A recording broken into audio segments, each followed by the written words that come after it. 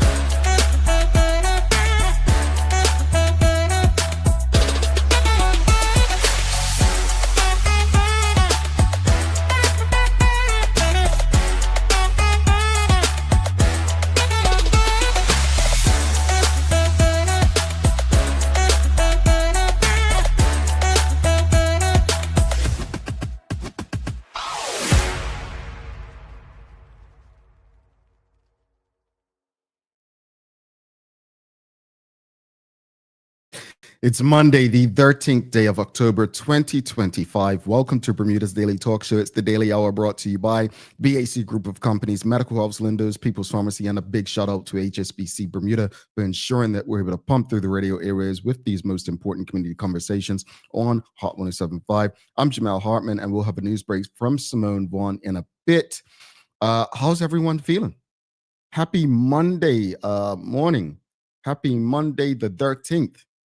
Hopefully everyone had a great week. Actually, in these United States of America, it's Columbus Day, or now Indigenous People Day. And then in Canada, they're celebrating their Canadian Thanksgiving. So some folks are having holidays today while the rest of us work, just how awesome is that? While you're working, someone's celebrating and enjoying something. But to those who celebrate, happy holiday to you. And to those who are at work, get there safe, and wishing you a great start to the traditional work week. All right, folks, greetings, everyone, and thanks for making us part of your daily routine. A good one today as we welcome Tiffany Paynter on. We'll be discussing her candidacy in the general election earlier this year, as well as her entrepreneurial journey with Treehouse. I've done some yoga there myself and looking forward to having a conversation with Tiffany. The daily play today is going to be Bermuda trivia. So hopefully you all know the answer to this Bermuda trivia question. All right. It's politics related, government related. I'll give you that hint. All right, folks, don't forget to subscribe on our website. Follow us on all of our social media channels to stay up to date with all that we have going on. Help us grow beyond the mic as we do our part to continue to improve our community. All right, let's jump right into the daily discussion brought to you by our friends at Titan Express and Secure. Here is what we're going with today. Here are your questions. What can Bermuda do? What can we do to protect the sacred meaning behind our cultural traditions while still allowing them to grow and reach new audiences? All right. What can we do to protect our cultural traditions, right? Those sacred things, right? While still allowing them to grow. And this is a yes or no question. Do you think Bermuda's cultural traditions like the gumbays are becoming too commercialized? Well, you might be saying, well, where's this coming from, Jamal? Well, there was a big discussion this weekend. So the city of Hamilton, I didn't even know it was happening. I don't know if you all knew, but I didn't even know it was happening. They had their taste event this past weekend, where I guess, it's a thing they've had for a few years now. Anyway, they had, it looked like, according to the Bermuda Gumbay Trackers group, they had the gumbays performing. And 3 of the gumbays in the group, they look fresh. They were dressed in all white. They were decked out in all white. And a lot of people had questions about that, right? They had questions as to what was behind it. And then you have people who are saying, oh, I've been a gumbay for years. This is nothing, da-da-da. And it begs the question, and I'm going to go through some things as to why it's actually a good conversation for us to have. And we must ask ourselves, audience, we must ask ourselves, is it cultural pride or a cultural product? Are we commercializing Bermuda's traditions? Let's talk about it.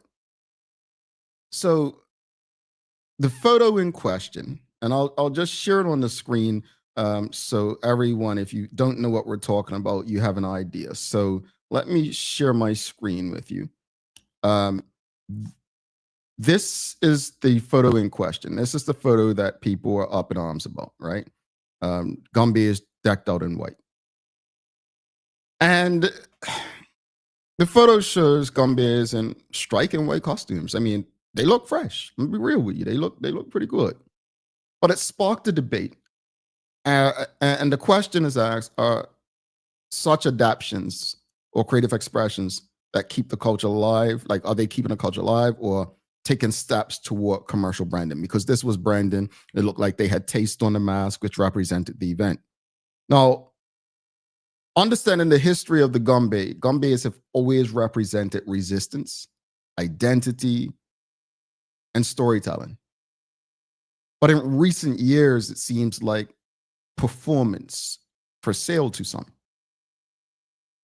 Let's talk about this sacred part. Because historically, the Gumbe was a symbol of freedom and defiance, born from the blending of African, Caribbean, and British influences, right? But today, Gumbe's appear at corporate events, weddings, tourist shows, and overseas festivals, which kind of does raise the visibility, but it still raises concerns about cultural dilution, right? There's a saying that if culture becomes business, or question, if culture becomes business, does it lose its soul? And we have to be honest, with the whole commercialization versus celebration, there's pros and there's cons, right? So some of the pros, commercialization does keep the tradition alive and it provides income for the performers, right? Like they get paid to go to these corporate events and the like. It does have the opportunity to promote Bermuda globally, right? A cultural export that tourists love, right? So then performing overseas. It encourages younger generations to take part through professional training and paid opportunities. So there are some pros to it being commercialized, right? Obviously, commercialization pays. But what's the expense? At what expense? And so there's some cons and risk with this.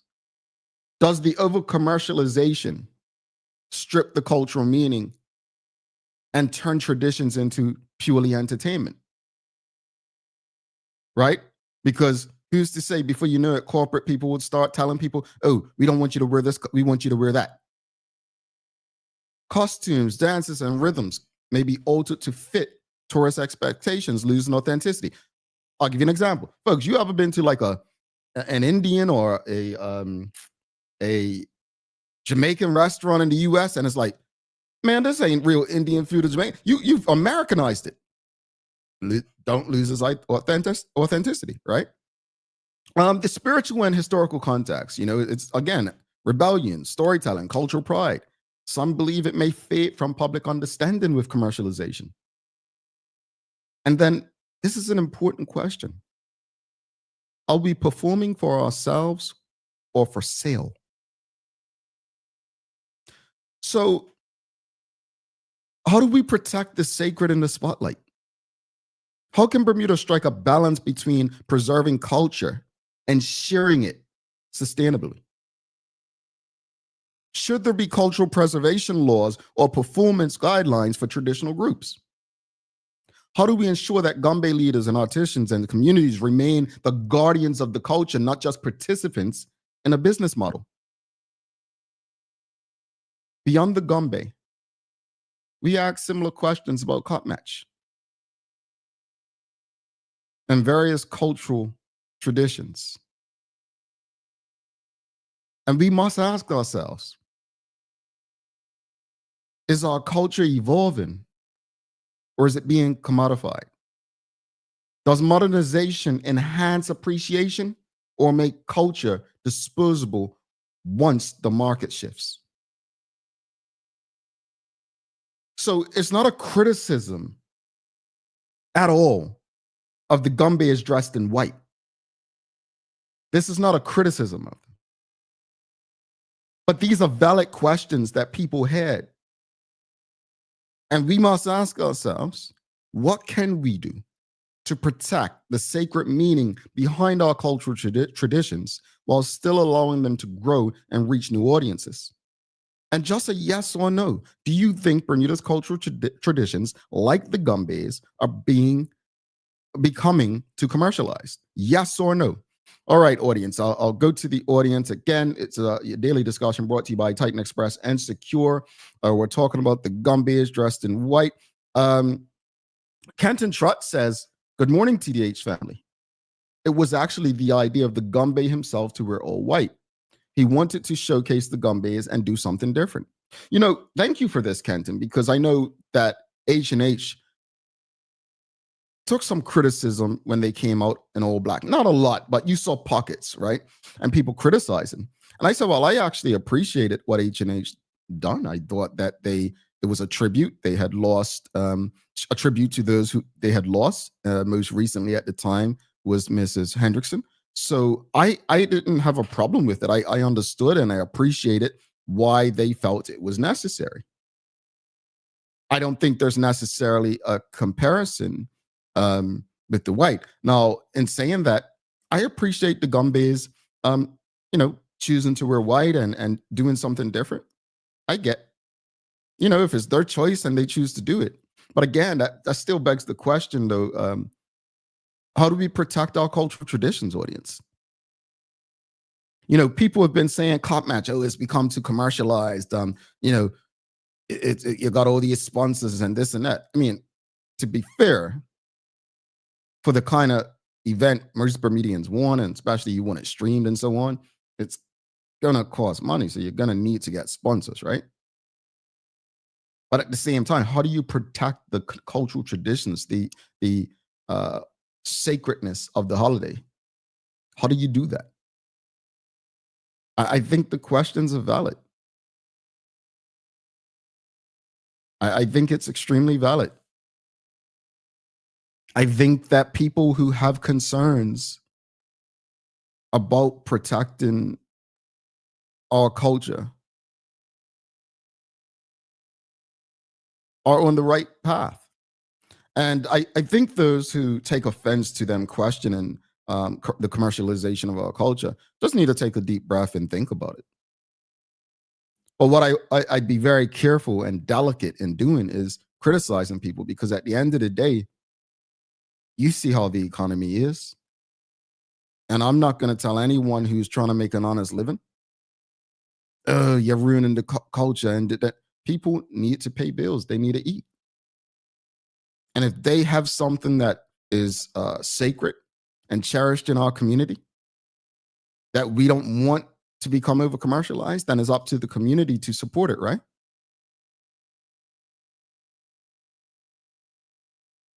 We are the protectors of our culture, but we must support that same culture that we're trying to protect so that they don't need to go the route of commercialization that some are being accused of.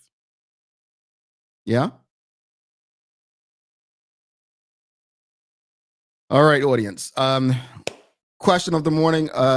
I'll get to the comments in a second, but question of the morning is, what can Bermuda do to protect the sacred meaning behind our cultural traditions while still allowing them to grow and reach new audiences? We're talking about this weekend at the City of Hamilton's Taste event. We had Gumbayas that were dressed in white. They look pretty cool, if you ask me. Look fresh. But I understand why people are asking questions. I understand a bit of the criticism people have had. Again, H&H, which I loved the black they had on when they came out last year for Bermuda Day. It was a tribute to some they had lost. And now you have 3 Gumbayas as a part of a Gumbay troupe that came out in white. So yeah, I think,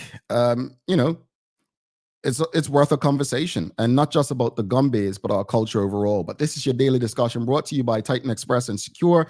Again, audience, questions this morning: what can Bermuda do to protect the sacred meaning behind our cultural traditions while still allowing them to grow and reach new audiences? And do you think Bermuda's cultural traditions, like the Gumbays, are becoming too commercialized? We've got Paulie Rich says, yes, there needs to be a balance. We do not want to lose the culture. Yeah, how do we do that though? How do we balance it? Where do we find that balance? Where do we find it? Charles H. Jeffers II, he says the same question was asked about selling Gumbe merchandise. It would be great if it was required to have merchandise sold and commercial events include the history of the Gumbays. Here's the thing. I don't know who I was talking to last week, but someone said we do a very bad job of protecting our culture.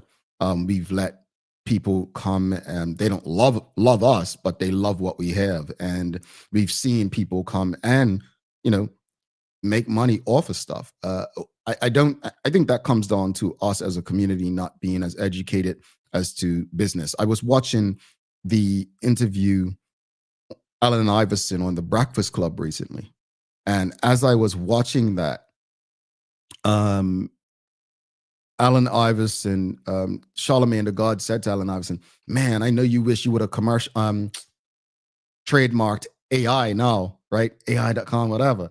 And Allen Iverson's not the kind of guy who looks at, at least seems to look at things like, oh, I messed up or whatnot. But he saw, Charlemagne mentioned as an opportunity.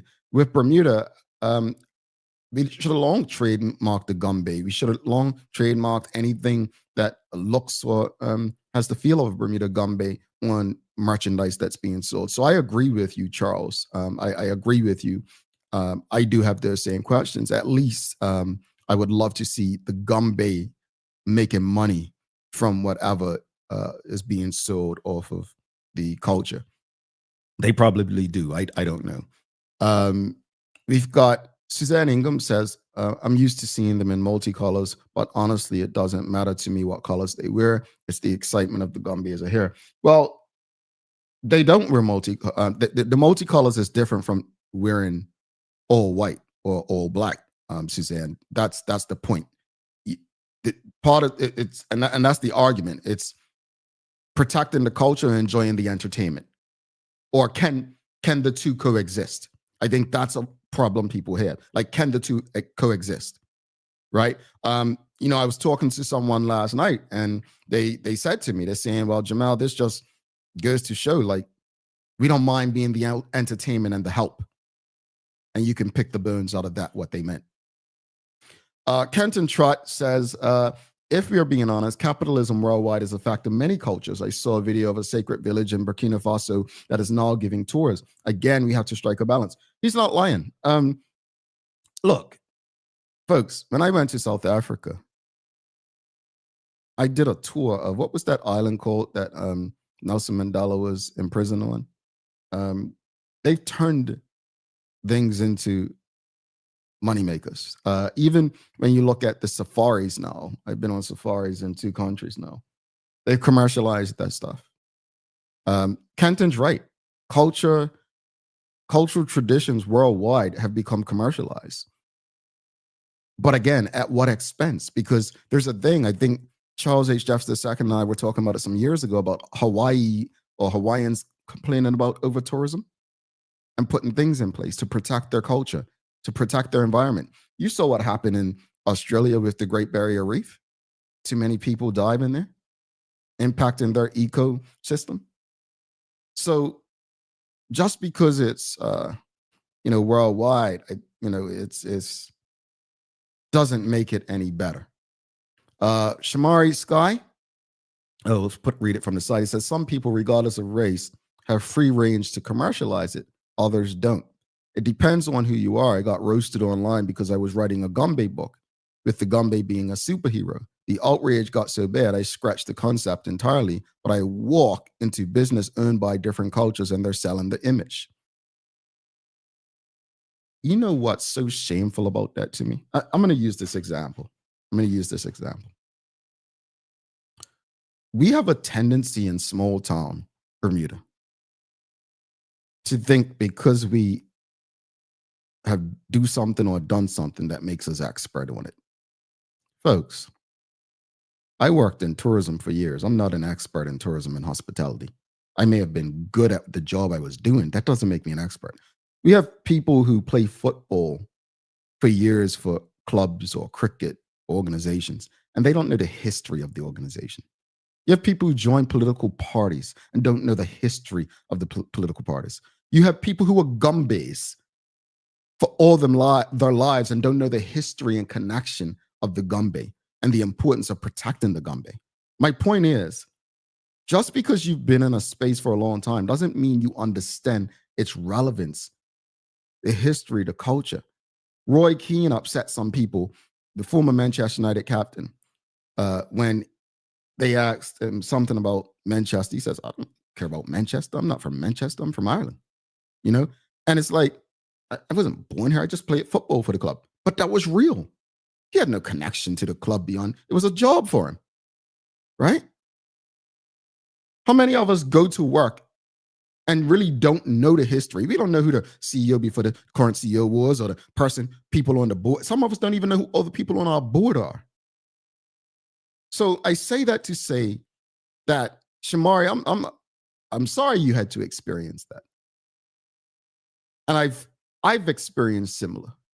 Many Black people have experienced similar. And it says a lot about us as a community who we're willing to sell out to or allow to sell us. Polly Rich, I'll read it from the side. That's a big one.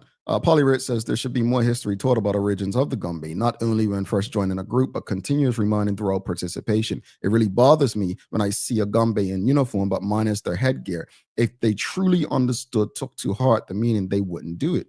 Understood. Rhonda Trott says balance. Okay, balance. Kathy Dow Hayward Ming says no matter in what color the gumbe wears, it's the dance means. Sorry. No matter is what color the gumbes wear in the dance mean. I think what she's saying is no matter what they wear, it's the dance. But no, that's not true. Based on my teachings, it's not true. What they wear was a great part of the identity and culture and protection of the gumbe. So it does matter. And that's part of it. That's part of the concerns of people with the culture. That's part of it right there. Rosalind Famous says, keep writing your book, Shamari. I agree. Keep writing that book. Charles H. Duffs II says, we're very cavalier about protecting our culture. There are many making money off of things like gumbes and cop match, and the entities who make those things happen are struggling. That's not right. Yeah, I think that's part of it. And again, as stated earlier, as Rhonda Trott just said, it's balance. We have to strike that balance. We have to find that balance and strike it because, if we want to protect something, we have to support it. And some of us on our own are struggling to hang on to things that are our own, let alone protecting the culture of gumbes, right? Kathy Dow here Ming says, we have become a community of complainers. Let's engage. Come on, Bermuda. I don't see it as complaining. I see both sides. I think it's valid. I think it's conversations. Look, I've shared this story before. Let me be very clear about this here.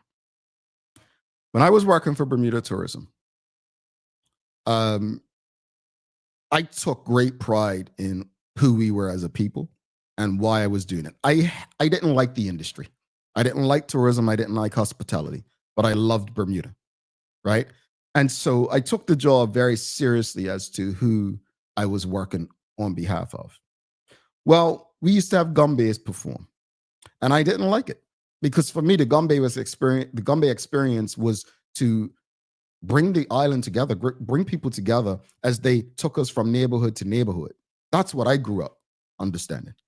And so having gumbes come and perform, I just didn't like it, especially when some of the people or most of the people there didn't appreciate the gumbes for what they were.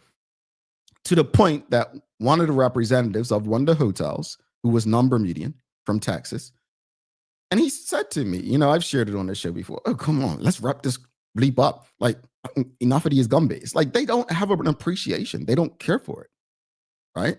And so they're not taught the history and culture of Black Bermuda and its cultural traditions. I'm just going to say it, right? So I think it does come a time where you want to protect it from commercialization when the only thing that happens from that is the pay. However, that key thing I said earlier, if you listen to the conversation, I said, this is maybe part of us evolving as a culture, and things change. And part of sharing who we are is kind of commercialization. All right. Willis Jr. says, wearing white is not an issue because white represented an elder Gombe about to retire from dancing, but the way this was done was commercialized and not what wearing white actually represents. Thank you for that, Willis Jr. Okay. Rhonda Trott says, can't remember who said it, but they said a little knowledge is worse than no knowledge at all, meaning because you know a little, you're not an expert. Sometimes that is so true. Sometimes, most times, Rhonda, most times it is. It is. All right, folks, let's wrap it up. Audience, Rhonda Trott says, don't get mad when others are doing what we refuse to do or support. Indeed, indeed. All right, audience, thank you all for engaging. Again, I thought the Gombeers look fresh in their white, but I do understand those who have questions and concerns, and I do understand the protecting of our cultural traditions and our culture. We have to strike a balance. We have to strike a balance, but big up to all the Gombeers in Bermuda. Big up to everyone who takes our cultural traditions so seriously and values them enough to want to engage to protect what it is we're very proud of. Hopefully, it's all love and understanding after that conversation. Let's give some love to Titan Express and Secure for ensuring that we can have these kind of conversations with you on a daily basis. The Daily Discussion is brought to you by Titan Express and Secure. Visit TitanEXBDA.com, your leading tour and transport provider specializing in Black history tours throughout the island. And SecureBDA.com for all your property management, waste management, residential, and commercial trucking needs. Professional, punctual, and reliable service is our commitment to you. Alrighty, audience, if you've just tuned in, please give us a love, like, follow, share. If you're streaming with us on Facebook, LinkedIn, YouTube, Twitter X, or Instagram, we're going to send it over to Simone Vaughn for our daily hour news break. And after that, don't forget, we've got Tiffany Paynter coming up. We're going to be discussing her independent candidacy in the general election earlier this year, and also her journey with entrepreneurship so far. And folks, I've gone to men's yoga, so I can speak by experience. It's wonderful. It's a great thing.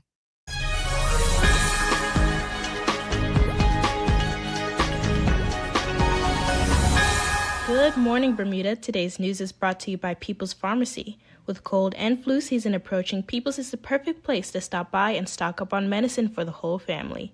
The pharmacy has also released a notice to its customers about a scam warning. They urge everyone not to pay attention to the scheme and delete the text if received.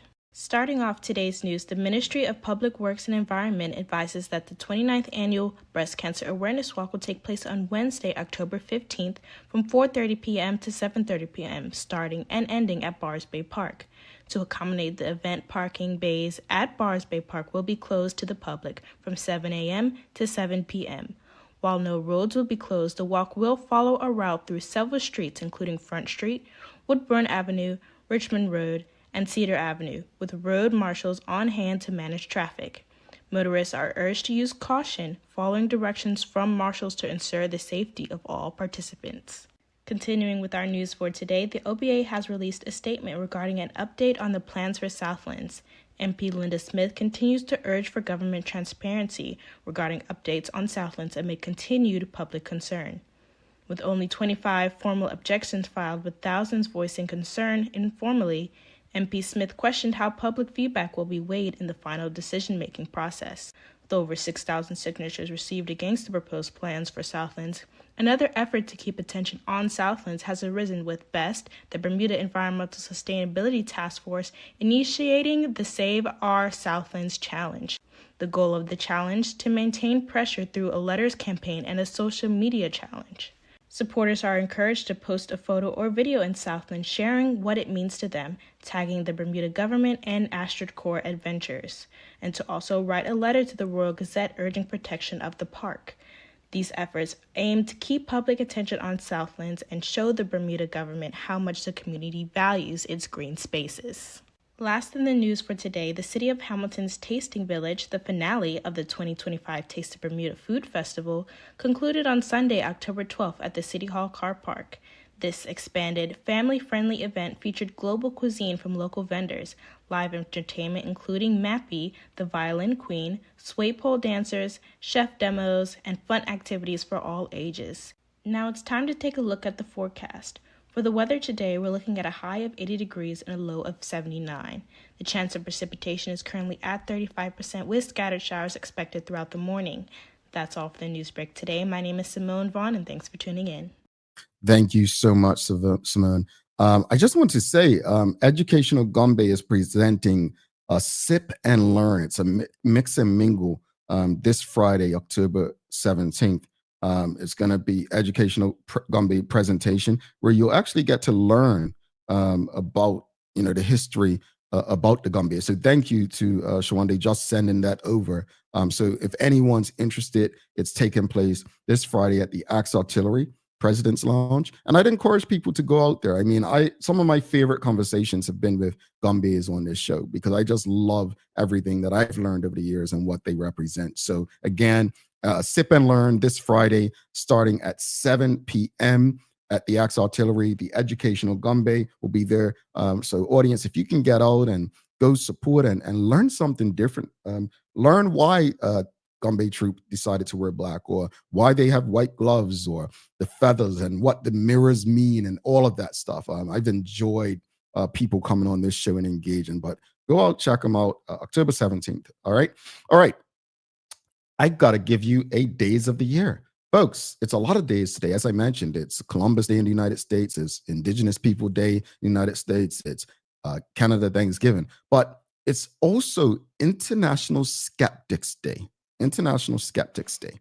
And I want to ask you all, what are you most skeptical about? Just a bit of history. So this special day doesn't have a fixed address on the calendar, actually. It actually pops up on October 13th, January 13th, or the first Friday, the 13th of the year.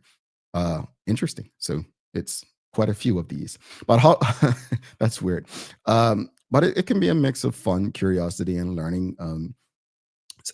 Certain things you can do. You can host a mystery movie marathon, debate night.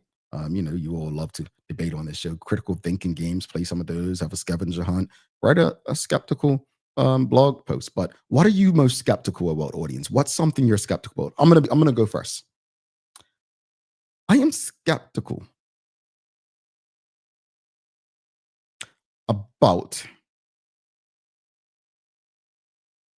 companies who are always making public that they're giving to charity. Very skeptical. I'm skeptical of companies that push DEI. And then when I see what their board looks like, it ain't DEI. I'm skeptical about politics. I just don't think I've lived in an era where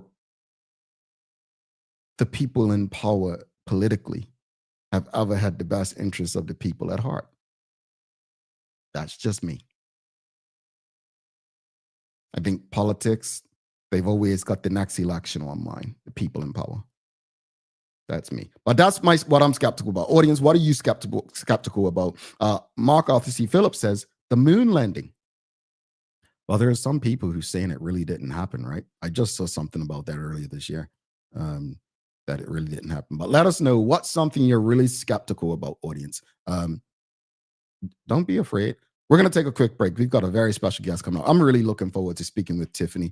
Haven't had a political conversation with her since the January election. And also, I am happy and excited that I got to experience Treehouse yoga.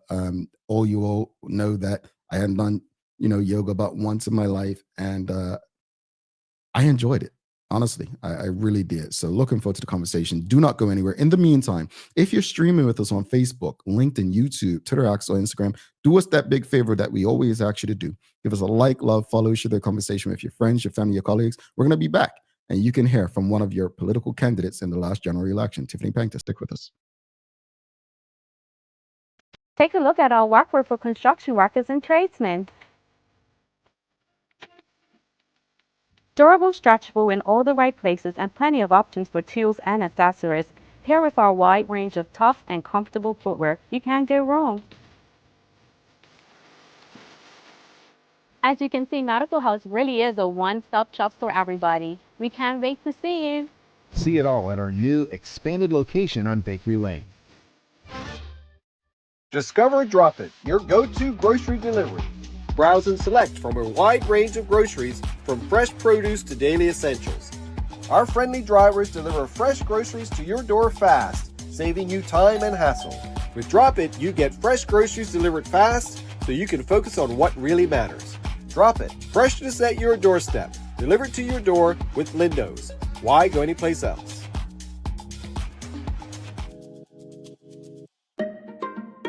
People's ACW, located at King Edward VII Memorial Hospital, carries over-the-counter medicines, toys, cards, and even toiletries. Our knowledgeable staff are there whether you're at emergency, visiting family, or a member of BHB staff, to show you our best even when you're feeling your worst. People's ACW, we're here for you.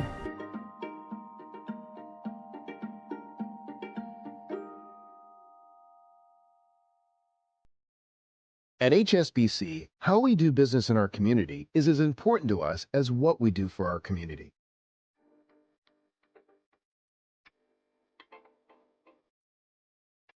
We are here at Hungry Bay with HSBC today. We're planted over 500 mangroves using 2 different methods. This work is very vital for our mangrove ecosystem and would not be possible without HSBC's generous support. I am super happy that we have a team here of colleagues helping us replant some of the mangroves.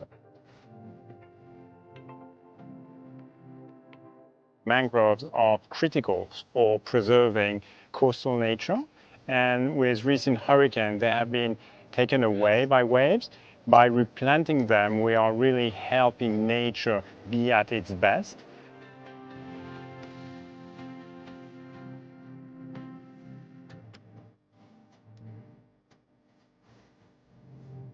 Thank you so much for HSBC for sponsoring the Microforest Project, but by extension, the Hungry Bay Restoration Project. Thank you to all of the charities, corporate partners, and HSBC volunteers for your commitment to our community. SCARS stands for Saving Children and Revealing Secrets, and we are a Bermuda nonprofit organization whose mission is to reduce the risk of child sexual abuse and to be an advocate and a voice for children who've been sexually molested, as well as their affected family. New media like the Daily Hour is really important in partnering with organizations like SCARS. It's another platform for us for awareness.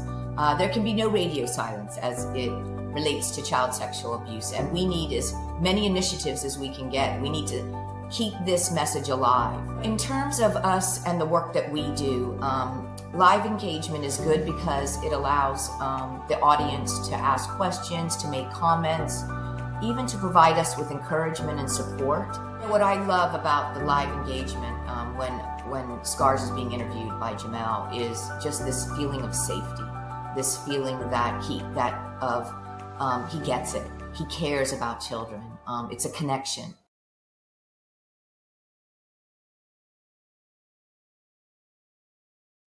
Welcome back to the Big Show. Jamal Hartman here. It's the Daily Hour brought to you by the BAC Group of Companies, Medical House Lenders, People's Pharmacy, and a big shout out to HSBC Bermuda for ensuring that we can pump through the radio areas with these most important community conversations.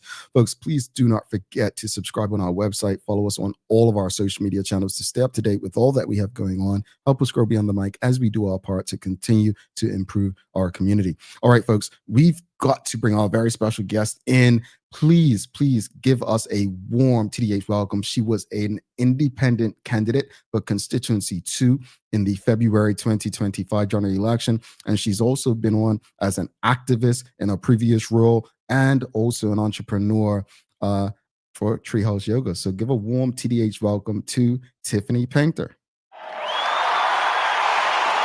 Well, hello. Good morning. Hello again. Hi. How you doing, Jamal? I'm fine. Happy Monday. You know, I never really give introductions to people, and that's the reason I don't do that is because I like to people to give their own introduction. But I don't know. I just it came to me just now. It came to me, Tiffany. You've actually probably, I think you're the only person that has been on this show with over more than 2 hats.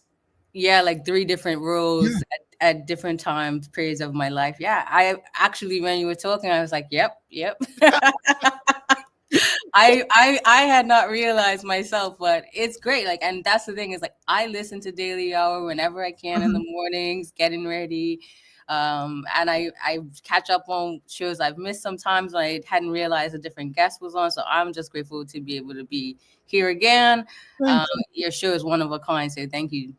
Thank you. Thank you for always making time for us. Honestly, we appreciate your support and you making time. But let's jump in. Well, before we get into the conversation, I gotta ask you, because I asked the audience, are you skeptical? It's World International Day for Skeptical People, right? So what are you skeptical about?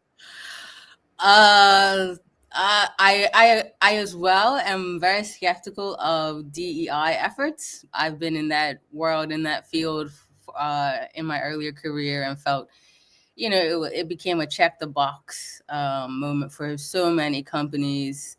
And I'm also skeptical of anyone that likes licorice on a lighthearted thing. I don't understand that. And I'm skeptical of anybody that lives in Bermuda and doesn't know how to swim. I'm like, okay, what's going on here? Yeah. You just made me think of those candy corn loving people too. Yeah. Honestly, I'm skeptical. You cannot tell me you're serious when you say love candy corn. But yeah, people. I'm not going to go there about the swimming thing. I can swim. It's just me and the ocean. We don't have a great relationship. But Tiffany, again, thank you for doing this. And let's go back because we had you on this show back in February prior to the general election, and remember, we asked you what made you decide to run. But for those who did not watch that show, who probably forgot that the election was this year. Like I've spoken to people like, oh, wow, that was this year. It seems so long ago. But remind people of why you decided to run, right? And what did the experience teach you about yourself, but also about Bermuda? So again, I decided to run because I was compelled by a series of different events, right? So I was born and raised in St. George's, loved my experiences at St. George's Prep, had teachers there who I felt like really saved me, saw me, and like really pulled the best out of me. And then I was asked to basically help St. George's Prep make its case to the government to save the school. And all these different save the school efforts that were being ignored really did trigger something profound in me, because I really do revere the teaching profession and the impact that education can have on young people's lives, mostly because of my own direct experience of how it saved me from myself and from different environments that I could have been in otherwise. And so that was the beginning. That was like one of the biggest dominoes, was seeing these cries going unheard. And then domino by domino, until finally I was actually inspired. I saw all these different independent candidates putting their hat in the ring. I saw all these different people speaking up as independents.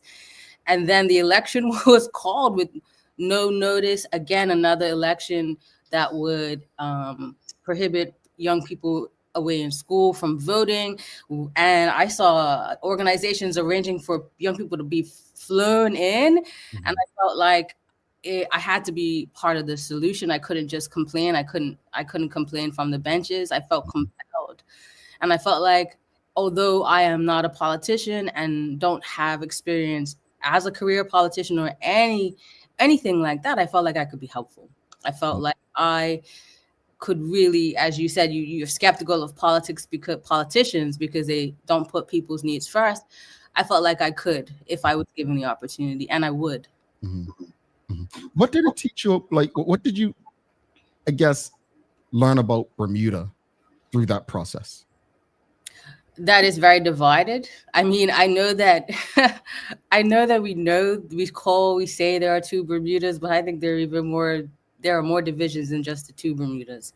And I think knocking on people's doorsteps, going out, canvassing, I was really able to see just an unfortunate divide along politics, along parties that I just hadn't realized was so entrenched, and that was really something that maybe I was naive about. I thought maybe people wanted another option, but they didn't. Not one independent candidate made it. Not one independent candidate won, and I think that was startling to me because there were some great candidates who I've met, who I've seen in their own jobs and their own careers and lives, who are brilliant. People who have integrity, who I felt were really coming from a earnest, sincere place. So that's one of the things that I learned. And then the other thing is that you never know who's going to be in your corner. I had people who I had never met finding me on Facebook, finding me on Instagram, finding my phone number, calling me, asking me if I needed help with canvassing, if I needed help with printing off handouts, if I needed help with banners. I mean, literally people who I had never met, who I've never had conversations with, wanting to help, feeling like, yeah, it was time for something new, for new voices to be in the political arena. And that was uplifting. That was the fuel that kept me going, were these people that came out of the woodworks, and my friends and my family who stepped up. Yeah, I will ramble, but I don't know if I'm answering your question. No, you have. I think it wasn't all bad, despite the result. You learned a lot about yourself, and you learned a lot about people, how much they supported you. I think that's actually a great thing, and it's a stepping stone of what could be if stuck to it. Let's speak about the result, though. You mentioned, some good people, independents. None of them were lucky, right? Or they weren't successful. How have you processed or come to terms with the results of the election? And what lessons are you carrying forward as to whether or not you'll stay the political route? Yeah, I mean, you on election night, you could see where the votes were going. It became quickly clear that I wasn't going to win, and that was disheartening. But also, I felt that I knew my chances were slim. Like, literally, I wrote an op-ed called "A Snowball's Chance in Hell" because I was very aware of the chances of an independent winning in that constituency, or winning at all. But it was a blow. Like, it was a big some wind out of my sails, and a kind of moment of reflection and going within to see like what I could have done differently, if I could have done anything differently. Feeling like it was a mountain maybe I didn't realize the heights I would have to climb to get to the top of that mountain. Yeah, it was definitely, it's been a process. Even in the midst of it, just learning how difficult it is to, just to canvas, just to talk to people, especially when I'm running a business. So I have Treehouse. I co-founded a yoga and wellness space in Hamilton with my partner Caitlin, and we had just launched in November. So literally, our business first day of operations was November 4th last year, and then quickly after Christmas, I've talked to her and said to her, I think I'm going to run in the next election, and what do you think? And she said, go for it. And even though we went for it, it required a great sacrifice. It required a lot of sacrifice of time towards the business, growing the business. And 10-hour days became 16-hour days, just trying to manage canvassing with running the business at the same time. So it was a lot that I hadn't quite thought out. I felt passionate and compelled, but I didn't realize the impact it would have on my health. Tiffany, I mentioned earlier, and I want to hold that thought, the health part as well. But I mentioned earlier, I'm skeptical of politicians and politics because I feel like they care more about the next election than they do the people. And I think Kamala Harris just released a book with titled "The Amount of Days That She Had to Go Up Against President Donald Trump," which he had been literally canvassing for since he lost the prior election, right? Right. And I'll come to the audience for your questions and comments, but you made a decision, and again, the PLP, they've been canvassing since they never stopped canvassing. They never stopped, doing what they do. And independents, most of you didn't really make decisions till like January, February, right? That's not enough time. And I think Kristen White says here, I was disappointed that independent candidates weren't more successful, but in honor of World Skeptics Day, I'll say I was skeptical because people are so entrenched politically. But also, she says, and if independents had more time, she says, I do wonder what could be if the independents had not been in constituency with so many candidates, but also, and if they had more time. What's your response to what she's just shared? Yeah, that's the thing. I feel like with more time, people could have been more successful. I completely agree with her. I had to put aside my own skepticism and my own understanding of how entrenched we were to really go all in. You can't really go all in and have doubts and disbelief fueling you. You have to go all in. And I feel like more time would have helped the community, helped our message to get out, helped more people to understand what exactly we were trying to offer the community, giving us more time to explain our views. Like in the span of all of this, like 3 weeks, which is basically all it was, to earn 147 votes in 3 weeks was, for me, it was meaningful, but it was hard.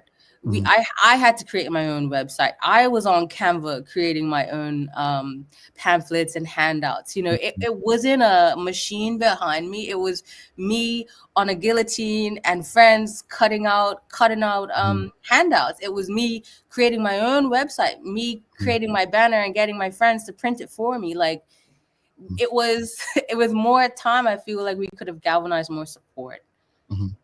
Indeed. Thank you for that. And just final question on the political side. You've spoken about redefining leadership. After being on the campaign trail, how has your idea of leadership and service to the community evolved? It hasn't changed at all. So, I grew up being dragged to church every Sunday and Bible studies and the Kingdom Hall and all of that. So, but I wanted to be a preacher. I wanted to lead the congregation. I was the kid who did all my Bible studies homework and had my hand up at Bible studies and wanted to really go all in for God and church and all of that. And that idea of service and leadership came from that upbringing. And so my idea of service and leadership hasn't changed at all because it's fundamentally part of how I was raised. And the thing about it that really frustrates me being in Bermuda is that we have this idea of, so for instance, I've been talking to my friends about Joseph. Like I don't want to go on too much, but in the Bible, Joseph was a counsel of the Pharaoh, and Joseph would interpret the Pharaoh's dreams. And Joseph, one day, the Pharaoh came to him and asked him to interpret this dream of 7 fat cows and 7 skinny, starving cows, and what that meant, right? And so Joseph said to the Pharaoh, you're gonna have 7 years of abundance, 7 years of plenty, and you'll have 7 years of famine. And we need to plan and prepare for the 7 years of plenty 7 years of famine while we have the 7 years of abundance. And I feel like it's the role of the leader to do that, to both understand that after this 7 years of abundance, there will be 7 years of famine, and to prepare in the meantime. Right now, we have a situation where we have a lot of violence, talk about gang violence, talk about road deaths, fatalities, violence against women, etc. And a lot of people are saying, well, it's the role of the individuals. It's the parents. It's the individuals. It's not just the parents. It's not just the individuals. It's the role of the government to create a society in which people can thrive, right? And so everywhere we see, wherever there is poverty, there is violence. Bermuda ranks ranks high in all the wrong ways. We're highest in the wealth gap in the world. I think only Chile and Mexico outrank us. We're highest in the highest cost of living in the one of the highest costs in the world, and we act as if that these things don't create other impacts and effects. So the leaders are the ones who are supposed to listen to their counsel, like the Pharaoh, and prevent these things. And we've had people saying for years, like, we need to diversify our economy. We are going to be victims of the finance curse. And now here we are, where all of the things that are kind of symptoms of this finance curse, where we have housing crisis, crime increase, democracy eroding, wealth gaps, cost of living, all these things, and yet people have been saying it. This is what gets me. This is what got me compelled in the first place to run. For me, it just feels like, as a leader, you're meant to make the hard choices. You're meant to look ahead and try to ensure that future generations are set up for success. But Tiffany, see, I remember a couple of weeks ago when I had shared something that I learned at the African American Museum in DC about the gangs and poverty and the like. And you literally have people in positions of influence, whether they're DJs in the community or whatnot, politicians, charity people, and it has nothing to do with race or poverty. And I'm just like, when you speak just now, you're speaking. I'm literally like LaToya Shelton here. I'm like, facts, but it's like, how is it that we can deny these facts? It's right in front of our face. We break it down. It's all there. I don't know. I mean, I give a lot of love and respect and honor to someone like you, because you just said decisions have to be made. The leaders have to make them. But the leaders will never make decisions that are probably in the best interest of the people if they don't believe it's going to be in the best interest of their career, whatever that looks like, right? But for me, that's where communication comes in. Like, you've got to communicate to people the value of this hard decision now, and take the time to approach people with a level of respect and regard for their intelligence, that they're going to be able to get it eventually, if it is a complex thing. With the analogy of the Pharaoh and Joseph, they decided to take 1/5 of all the grain and all the harvest of that year of famine, preparing for that, of the year of feast and abundance, preparing for the times of famine. And I feel like you have to explaining to people why we're doing this, explaining to people, hey, if we don't diversify our economy, we're going to be so reliant upon the finance sector that we will fail. Our society will crumble at some point. I mean, we have like our Josephs now are actuaries calculating the cost of global warming instead of creating better futures. Our Josephs are permanent secretaries telling the ministers what's coming down the line in 5 years time, because our permanent secretaries are PhD'd, educated, brilliant people who are actually looking ahead and saying, these are the hard decisions we need to make. The Pitts report, the Sage Commission, these things are all kind of trying to be our Josephs and say, look, this is coming down the line and we have to make hard decisions now. And so, yes, I understand people are focused on the next 4 years of their political career, but ultimately you've got to communicate that. And we've had brilliant leaders who've done amazing jobs of communicating why change is necessary. Nelson Mandela, for instance, like just study him, study how he explained to the people of South Africa why we've got to come together. I mean, Tiffany, I get you. And I don't want to believe what you're saying is a pipe dream, but I don't, because people call me naive. I want to be like, yeah, this is what I'm talking about. And we don't just sit in comments or on this show and be like, yeah, Tiffany, great conversation. She was on point. But we actually hold people to account to make sure we're getting it. Let me be clear with this. Okay. During the pandemic, we got a press conference almost every day for months, right? And then we understood why. It was an election that was called during the middle of the pandemic. Right. We've had a couple mass shootings in Bermuda this year, based on the definition in the United States of mass shooting is. We've got a press release from the premier, for instance, not a press conference. Now, I'm not saying the premier doesn't care. I'm not saying that, he's washed his hands of it, because I actually do believe that as a Black man, it will take a lot for him not to care. However, I don't think his response has been what the country needs as far as leadership.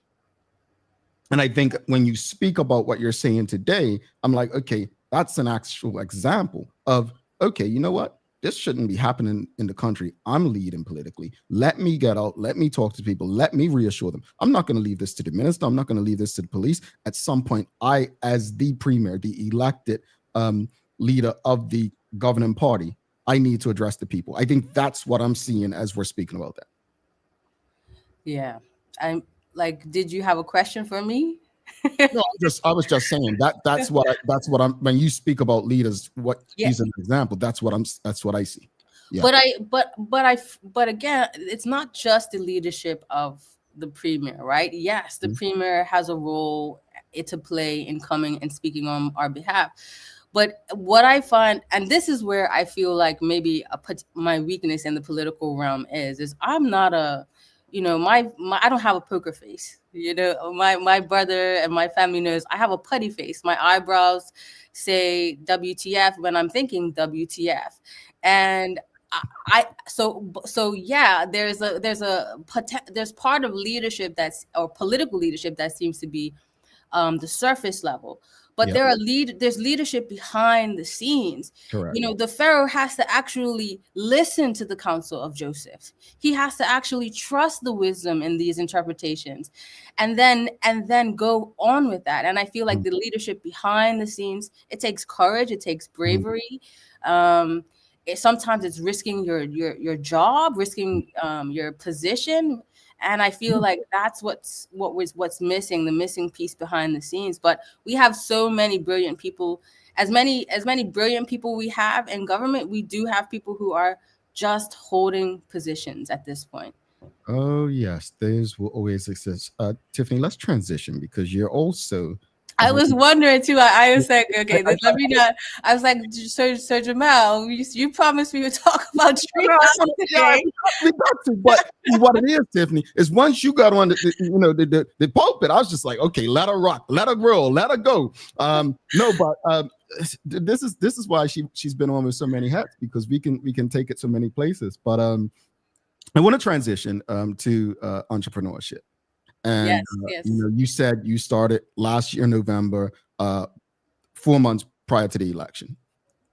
In that time, Treehouse has become a creative, a heart-centered space. In that time, almost 1 year, what are some of the biggest highs and hardest lows you've faced in building it? Um, I I don't know if I would say we've had any real lows. I would start with the low and say I did experience personal burnout after the election, and I needed some time to come off and recalibrate and put in a day off, which would be my Fridays would be my only day off really at Treehouse, and realizing that I had to walk the talk and practice what I preached and put my own mental and physical health first. Because it was before then, it was just every day, sometimes 12-hour, 14-hour days. And I think that was the low was actually just a learning for me to be like, okay, like in order to hold space, you really do have to walk the talk and practice what you preach. But the highs, the highs are every week. The highs are every day.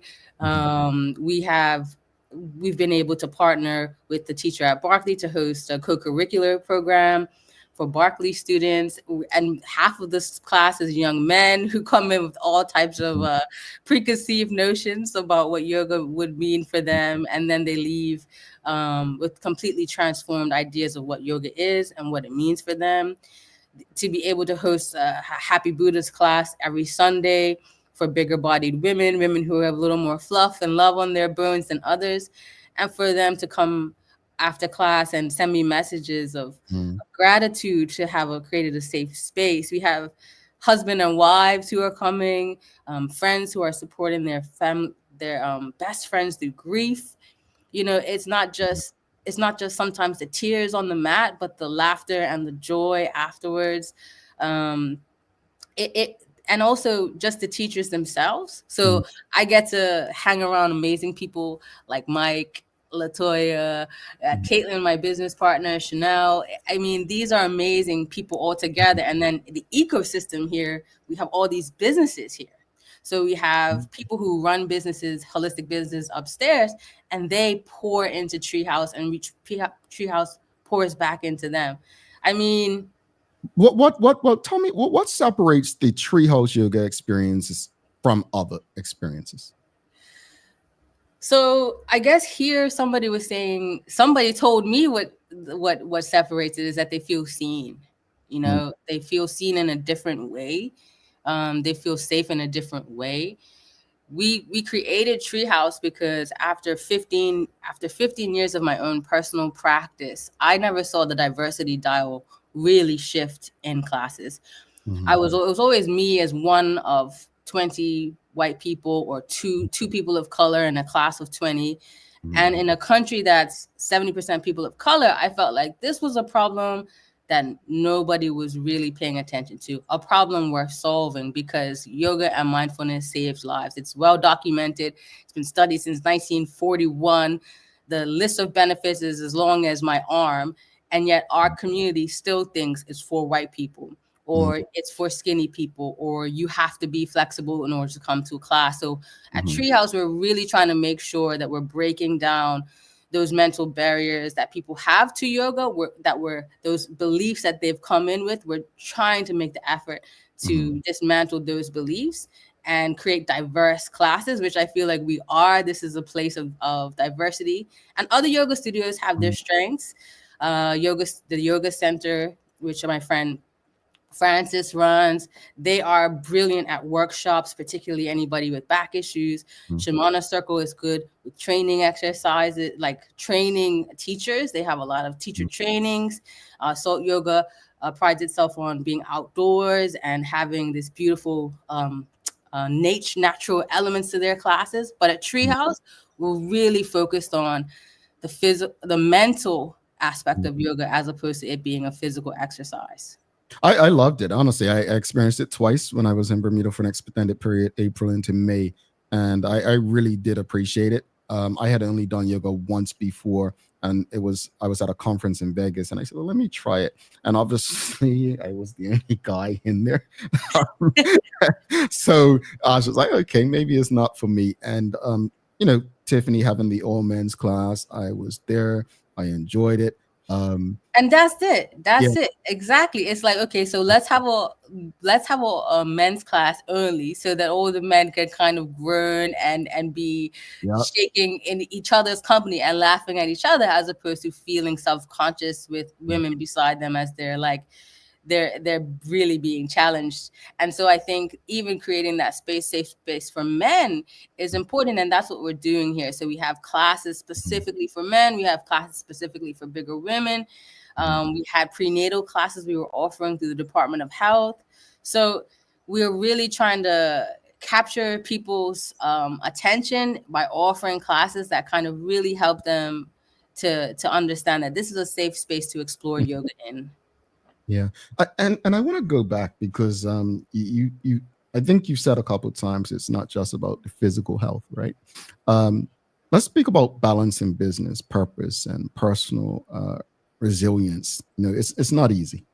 And you mentioned earlier how after the election, you know, you experienced burnout. How have you been able to keep your passion alive when you felt that way, and you know, just bounce back? Like, how was it because of the yoga or what you were doing or how you were helping people? Like, how were you able to just say, you know what, okay, burned out, now let me get back to it? How have you been able to regain that focus? I would say, and this is one of the things I explained to my business partner, Kate, is you've got to be here really to understand like the magic that happens here. Like as a yoga teacher, every yoga teacher has their favorite moment in class, right? And for me, before my favorite moments used to be when somebody would break down and cry in a class because they've had such an emotional release. But recently it shifted for me in this last year to my favorite moments being that moment at the end of class where everyone rises up and they take their seat and there's this moment of stillness and everyone's eyes come forward to the front of the class, and I can see in everyone this huge shift, a shift in their mental space, a shift in their emotional body. And there's this stillness and this peace you see in everyone, and nobody wants to leave. There's this moment where, okay, class is done and no one moves and no one is talking. And there's like no sense of urgency. And that is special. The sense of peace, the ease, the stillness that we're gifting people, that people are gifting to themselves as they're coming to experience yoga here at Treehouse. This is for me what keeps me going. And I teach almost every day. So every day I'm having this moment. And then people after class sending emails to say what it meant to them, specifically around grief or loss, or what it meant to them specifically around bad experiences that they've had of yoga in the past, and how we were helping to shift them, overcoming injury, recovery. Every day my tank gets refilled by this experience. And so, you know, I don't get tired of feeling better. I don't get tired of breathing better. And the community is so beautiful and gracious and grateful here.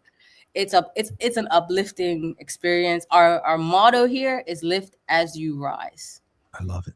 And that's what we're trying to do, is people that are coming in that they need a little upliftment, people who are coming in who maybe at their lowest or just trying to do something new, try something new. We want them to have a positive experience here. Audience, if you have any questions or comments, I'll get through as many as possible real quickly. Kia Renee BDA is asking, is Treehouse open to overseas program collaborations?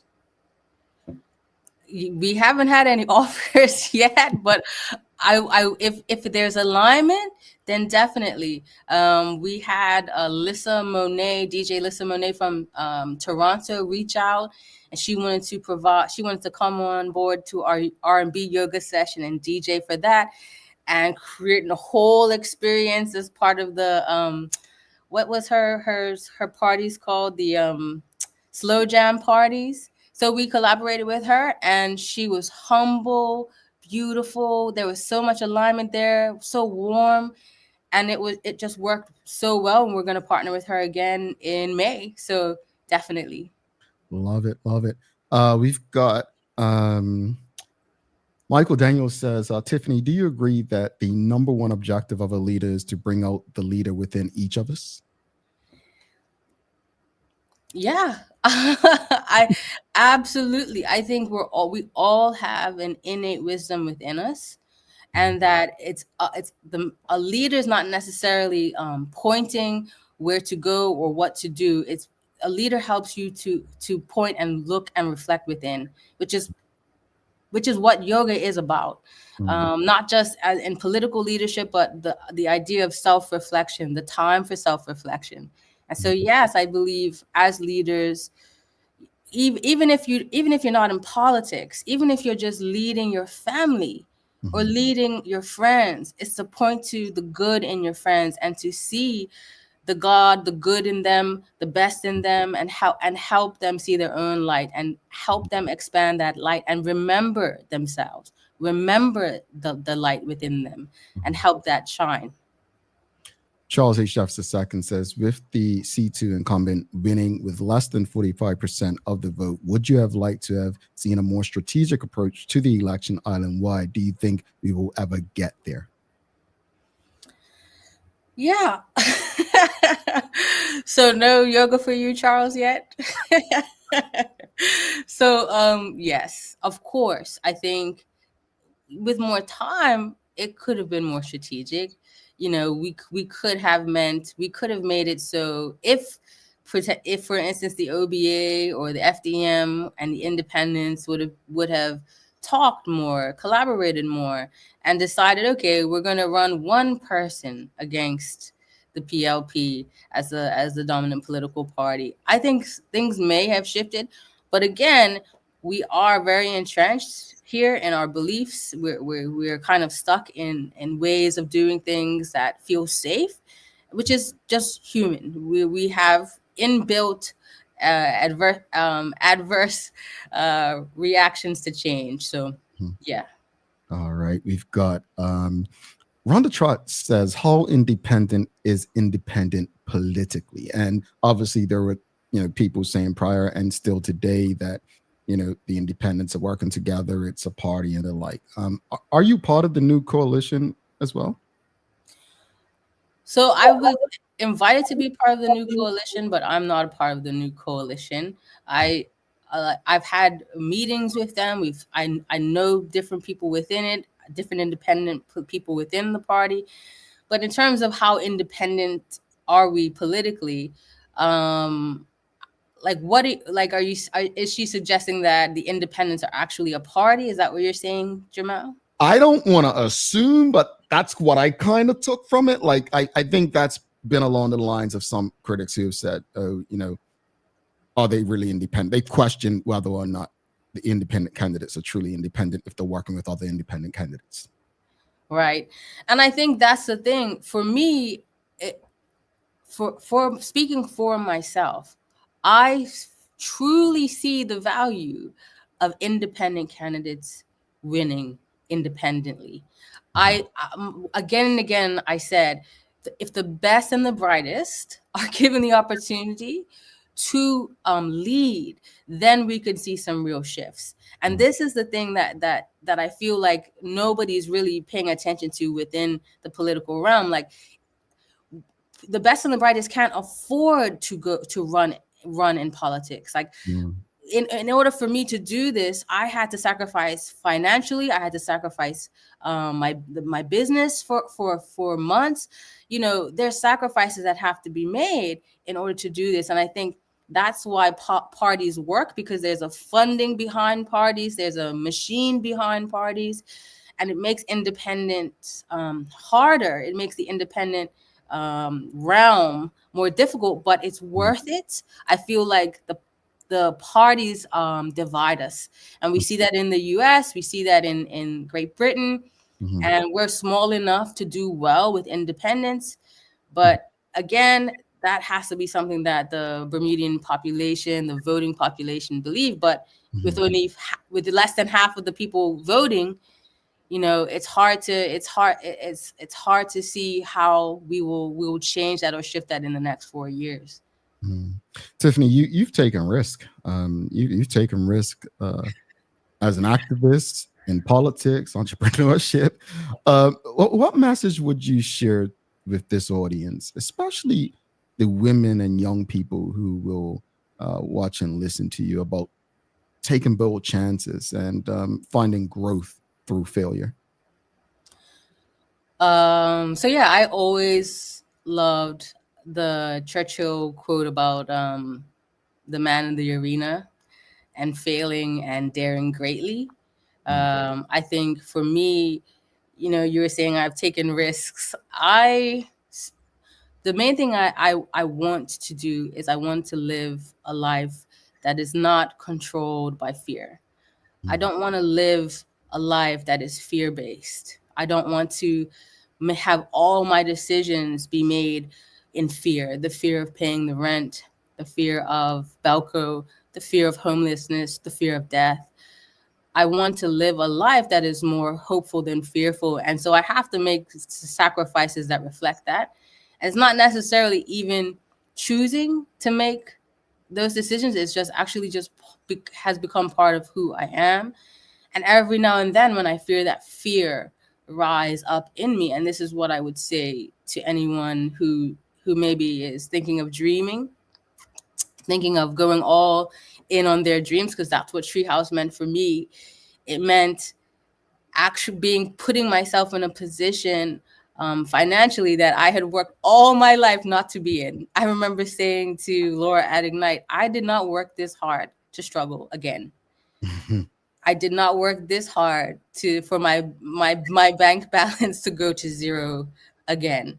And ultimately, as I said those words, I heard someone else speaking. I heard someone who was afraid, someone who did not believe in themselves, someone who wasn't willing to dream. And I think that is, for me, the saddest part about where we are in Bermuda right now, is that the cost of living is so high that we can't afford to dream. At least that's how people feel. But I feel like at this point in time, we really can't afford not to. Yeah, indeed. I just want to go through one more comment. We've got Mark Arthur C. Phillips. He says, thank you, Madam Tiffany. I sometimes wonder if the government has a national plan in order to ensure that our future is bright. Tiffany, how can people get in touch with you if they want to reach out, either to support you in your activism or maybe attend yoga? Charles. We told him about the yoga. I've invited him. But how can people get in touch? Let them know what's the best way to reach you.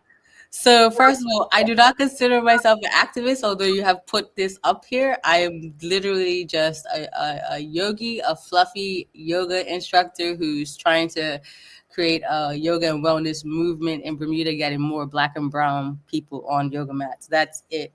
And in terms of getting hold of me, Treehouse is here in town at 12 Trot Road. We're literally across the street from Parlerville parking lot. You can email me at tiffanyp@treehousebda.com. Our phone number here is 533-4263. I would love to see more people coming through. And I forgot, see, this is like how we go on these tangents. We're having our first birthday. We're celebrating Treehouse's first birthday party. We go 1 year, and we're celebrating on November 9th. So keep an eye out for that and come through. Sign up for something on that day. We're going to have African drumming workshop. We're going to have sound baths, yoga, delicious food, book launches. It's going to be a beautiful day, and we're going to have an uplift award ceremony. So that ceremony will include us awarding and shining a light on the people who we feel have been truly uplifting over this last year. Thank you for what you do, Tiffany. Thank you. That sounds wonderful. And, congratulations on 1 year. I'm glad that I was able to experience it so far. And I'm coming back. Let me make sure my language is right. I've been able to experience it thus far. And twice, yes. I will be back. So I just want to say some people, haven't experienced Charles. And so, I would love to inspire those who haven't tried it. It's an awesome experience. It really is. It really is. I am here for Charles and any other guy. Mike teaches 8:30 every Saturday. I teach men's every Wednesday at 1. We're ready for you. We're here for you. And I promise you, as Jamal said, it will be better than what you think it will be, because the ideas we have in yoga are not necessarily from direct experiences. It's just from what we see, and what we see is not real. Yeah, no, seriously, it's an awesome experience. And like she said, emphasize, it's beyond just the physical. It's like you feel relaxed here. Like it's a good vibe. So thank you, Tiffany. Honestly, I'll be back. And audience, I might have to bring Kent and Trot and Charles and Michael Daniels and Shamari Cole and bring them all. All the fellas are coming with me. We're gonna have a day. That would make my year. And a year from now, I will be saying that was the highlight of my year. Thank you for having me, Jamal. I really appreciate the audience and really appreciate this time to promote Treehouse. Come out on November 9th to our birthday. Help us celebrate and help us celebrate our community. And I see you soon, Mel. All right. See you soon. Have a great one, Tiffany. Good morning. All right, Tiffany Paynter, folks. Charles said, "Can we have a TDH men have a men of TDH class?" All right. Hey, look, we might have to arrange something if that means that the fellas are going to get out. But folks, we're going to take a final break. Thank you so much again. If you appreciated that conversation, it's always an awesome conversation with Tiffany. Whether you're streaming on Facebook, LinkedIn, YouTube, Twitter, X, or Instagram, just give us a like, love, follow, share the link with your friends, your family, your colleagues. Help us beat the algorithm so that as many people as you know have access to this important community conversation. We're going to take our final break. We'll be back after this, and we will have a daily play. It's Bermuda trivia today. I want to see how much you really know about Bermuda. Stick with us. Considering the increasing challenges faced by financial institutions, the need for insurance protection is a critical component of the risk management framework. At Friesenbrook, our priority is to safeguard your assets with the most optimal, cost-effective risk management cover to help protect your business, whether it be cyber, directors and officer liability, professional indemnity, or property insurance. Call us on 296-3600 to learn more about our full suite of competitive corporate insurance products. At Friesenbrook, we provide insurance you can count on. Dreaming of expanding your business? With BDC's Loan Guarantee Program, we support your ambitions. Get up to 75% guarantee on bank or credit union loans up to $300,000. Just your vision and our support. Apply today and unlock new business opportunities. BDC, Bermuda Business starts here.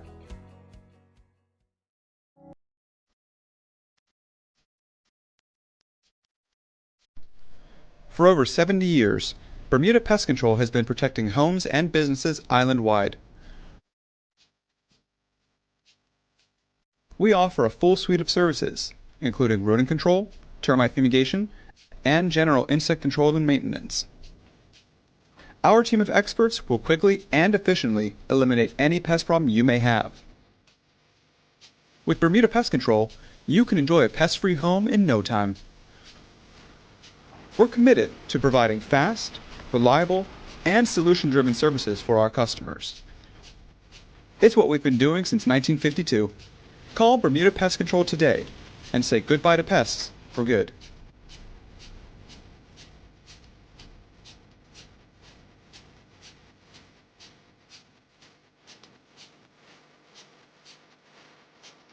Looking for the best care for your pets? Melbazak Feed and Supply has everything you need, from top quality foods to toys and supplies. We've got it all. Join our frequent buyer program and earn rewards every time you shop. Plus, we've been awarded the Clever Customer Initiative program for helping you save more.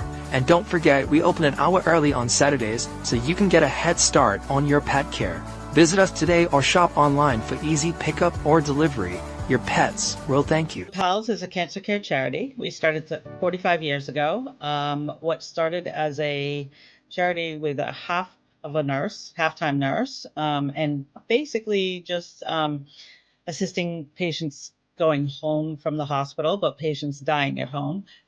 We now, 45 years later, have 6 nurses, a social worker, and a palliative care physician. I know a lot of people that watch the Daily Hour every day, so it's just educational. It helps you know more about specific charities or specific organizations, and kind of get the nitty gritty as opposed to just seeing a flyer on social media or just hearing or seeing a commercial. I think it's more beneficial. Like if I'm on the radio or on TV, I'm just like telling you what I think you want to know. But you might have specific questions that I can answer directly. I think it's much better having the live engagement.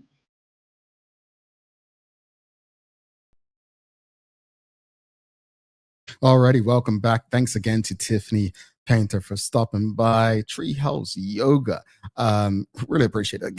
Again, folks, if you're streaming with us on Facebook, YouTube, Instagram, Twitter, X, whatever you might be streaming with us on, just make sure you give us a like, love, follow, share the link with your friends, your family, your colleagues. Thanks again to the BAC group of companies, Medical House, Lindos, People's Pharmacy, and a big shout out to HSBC Bermuda for ensuring that we can pump through the radio airwaves with these most important community conversations on Hot 107.5. Folks, it's time for the Daily Play brought to you by Bermuda Trivia, now available at stores throughout Bermuda. Follow Bermuda Trivia on Facebook, Instagram, Twitter, X, and TikTok to find out why it's Bermuda's favorite trivia game. All right, it's Bermuda Trivia today, and here is the question.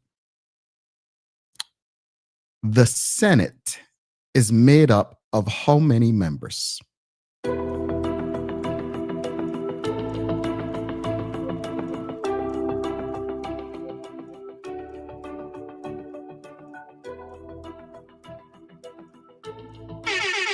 All right, we have a winner. Sheldon Fox, 11. Yes. No, not 6. Suzanne Ingham says too many. 11 says Charles. 11 says Polly Ridge. Yes, it's 11. There are 5 members of the government, the majority government. There are 3 from the opposition party, and there are 3 independent senators. And yes, all unelected, as Charles H. Jeffers II said. All right, folks. Well, final thoughts on this morning's discussion regarding the Gumbays and just our cultural traditions and protecting them. I'll just say this much, man. We often have conversations about what protecting our culture and traditions looks like. Like what does protecting our culture and traditions look like? But also, how do we modernize and enhance or make our culture sacred, keep it sacred while trying to educate people and celebrate it? I think there's a balance. We have to find that balance. We have to find that balance, as someone said earlier. But I appreciate and I love our culture, and we have to find a balance. But what we don't want to do is just be seen as the entertainment and the help. As far as the conversation with Tiffany, always appreciate. I've got a lot of time for Tiffany. Always seems very genuine, and I love what she's doing. I just don't see how she comes across as a person who's doing this for self. And so I appreciate the work that she has done in the community, taking the risk politically, but also finding a way to give back to us as it relates to our health, both physically and mentally. So if you can get out and celebrate with Treehouse, get out there and celebrate. And fellas, go check out Men's Yoga. It's Wednesdays. Go check them out. Reach out to them and experience it. Trust me, it's a good thing. You'll feel better afterwards. I promise you. If you don't, that's on you. That's on you. All right, got to give you a daily inspiration and send you on your way. Quote, I learned that courage was not the absence of fear, but the triumph over it, end quote. And that is Nelson Mandela. And I just want to send some gratitude to Tiffany for being a leading light of someone who has had the courage to face certain things in public that many others. I mean, I'm not putting myself forward for politics, folks. I don't have the mentality. So I appreciate so many people who like that, but also through entrepreneurship. A person who has the courage to do that is a perfect person that we could trust in a leadership position. So, folks, don't forget to subscribe on our website. Follow us on all of our social media channels to stay up to date with all that we have going on.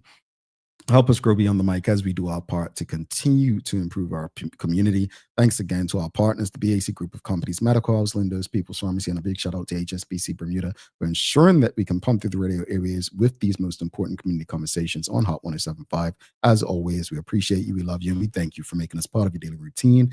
If all goes well, we'll be back to do this again with you tomorrow. I'm Jamal Hartman. Please do make it a safe and a great day. We are out. Peace.